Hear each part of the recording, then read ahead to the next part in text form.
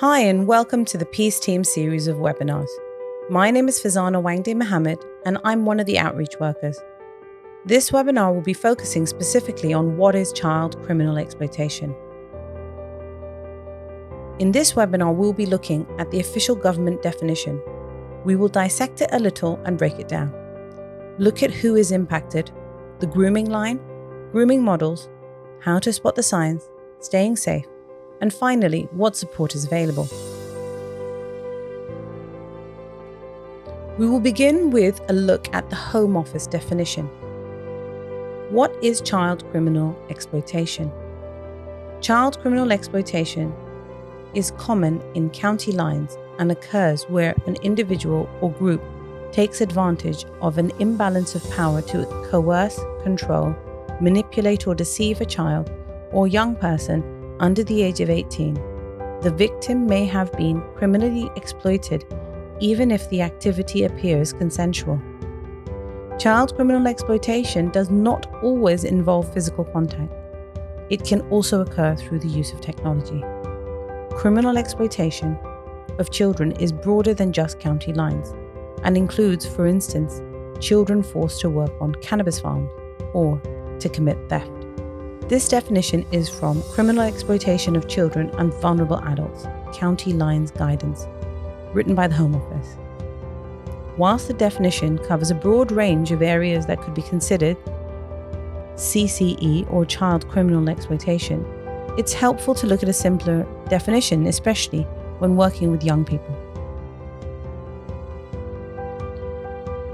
Child criminal exploitation is when a child is used, made or tricked into doing something criminal, sometimes in return for status, money, food, drugs, and alcohol. The child may not be aware that they're being exploited. This can be online and does not require physical contact. And it often involves moving drugs from one location to another. It can also extend to other criminal activity like theft, serious acts of violence, or aggression. Some young people might find themselves coerced into doing what their perpetrators ask because they may have a drugs debt, fear their family will be impacted, or may have suffered, or fear serious violence unto them or their loved ones. One of the key phrases that is always mentioned with child criminal exploitation is county lines. County lines is a term used to describe gangs and organized criminal networks involved in exporting illegal drugs into one or more importing areas within the UK, using dedicated mobile phone lines or other form of deal line. They are likely to exploit children and vulnerable adults to move and store their drugs and money, and will often use coercion, intimidation, violence, including sexual violence, and weapons.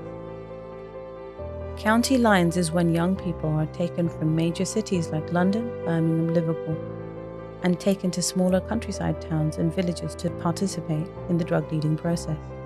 This could be packaging, delivering, or even storing drugs. In terms of London Borough of Hounslow, we have more concerns around young people being used to deal drugs locally rather than out of borough. For the benefit of the definition, if someone is moved for the purposes of dealing or distributing drugs, it is still considered county lines even if it is only from one side of the borough to the other. County lines is not the only form of child criminal exploitation. In recent times, police are reporting children as young as 12 being found in remote towns in drugs dens, working for very little money and staying in rough conditions. Who is impacted? Young people can be led into the criminal world, experience significant trauma, and lose out on their childhood and education. Victims can spend increasing times with their perpetrators, which can lead to the breakdown of a family. The Peace Project has seen cases of family homes being raided as a result of their children being involved with drug dealers. They have stored drugs and weapons for their perpetrators and find themselves with possession charges. Both police presence and that of gangs or other offenders can impact the community around them. Many communities may view these young people as willful participants, and outside spaces may become unsafe. Why use children? Children are vulnerable because they are so young and unaware. The vast number of young people who have been exploited seem to be boys from inner city estates. Perhaps they are impacted by poverty or a lack of opportunity. However, cases have been known to come from all walks of life. In some cases, girls have also been targeted, being asked to transport drugs. In some cases, young people have been enticed by free cannabis or alcohol and find that they have to pay off the debt that they owe. It has been known for young people to be targeted from good schools as they are able to reach more affluent areas without attracting police attention. The grooming line. Those wishing to recruit children to commit crime will have a process they go through to target the best young people and get to the point that they feel they have no choice but to do what is asked of them. The grooming line diagram is based on the work that Bernardos have done on child sexual exploitation, but it translates well for the purposes of child criminal exploitation too. Firstly, there is a targeting stage. In some cases, young people may smoke cannabis socially and then find themselves without any money. Their dealer sees this as an opportunity and then offers them some for free. They are being identified for potentially being used for dealing. Some young people have been initially groomed with as little as a chicken meal.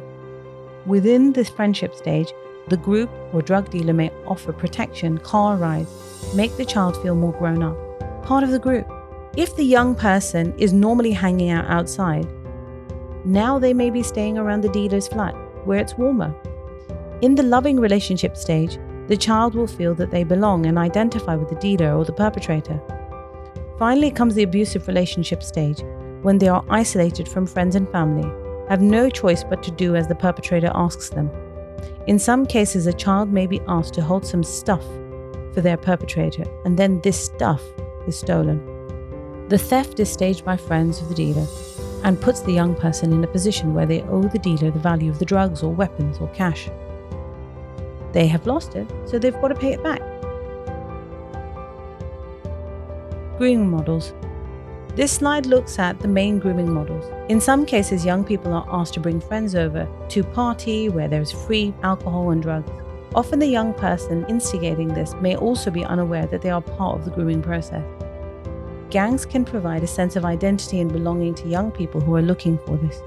Perhaps they are isolated themselves and feel flattered that they are being paid any attention.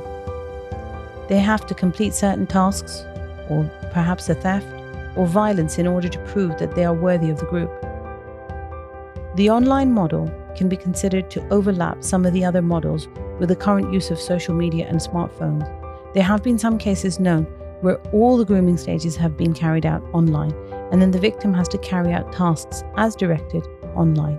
This model is particularly good for recruiting young people into extremist ideologies like white supremacy groups and terrorist organizations. The party model will offer young people free booze and substances at a location. This can lead on to doing jobs for favors. Spot the signs. In child criminal exploitation, there can be quite serious use of violence and intimidation to ensure that the young person does what they are supposed to do, so that they are too scared to talk to anyone, and there are some signs to look out for. Changes in mood, extreme tiredness, not engaging with normal friends, being controlled by the phone, having more than one phone line. Sometimes the other phone line might be a small basic burner phone. They may begin carrying weapons around, like a basic knife. They may have unexplained gifts like trainers or cash. Perhaps they are using more substances than they can actually afford. One of the key things that might be an indicator is unexplained absences, not being able to explain where they went, with who, and why they were not at school. Modern-day slavery. Some of the examples of children being coerced into working for little or no money means that the law now views them as modern-day slaves. If there is evidence that a young person is committing crime as a result of older people manipulating them into it, they can make an application for an NRM, or National Referral Mechanism, which will declare that they are seen as modern-day slaves and that they were committing crimes for someone who had power over them. The referral is normally made by social care. The Home Office will consider each case individually and then make the award of an NRM. This document can be used in court should the young person come up against any charges. Staying safe. Key things for young people and parents or carers to talk about. Talk about things in the news, drugs and alcohol, serious youth violence. Talk about what goes on in certain locations and discuss safety. Have a tracker on your child's phone. Make sure it is charged. Maybe have a battery pack so that they can take it with them. If alcohol and other substances are involved, let's talk about limits. What's legal? What will impact on their ability to make a decision? Trust your instincts. If it feels uncomfortable, take a step back. Ensure there is enough money to get home from wherever you are. Know where you are going and how to get back home. Safety in numbers. If you're going as a group with friends, make sure you leave if anyone is feeling uncomfortable. Support and advice. These are some of the agencies that can offer support if children are experiencing some of the things that we've discussed today. Childline and the NSPCC, the Children's Society. Fearless is a really good website if you want to report crime anonymously. Both the Bernardos and St. Giles Trust have also got websites with other information. Please take a look at the other peace webinars and countless resources on the Contextual Safeguarding website. Colleen Fairman has also published reports and a book mentioned here, Contextual Safeguarding and Child Protection, Rewriting the Rules. I've also added some links to some video resources, but there are few and far between.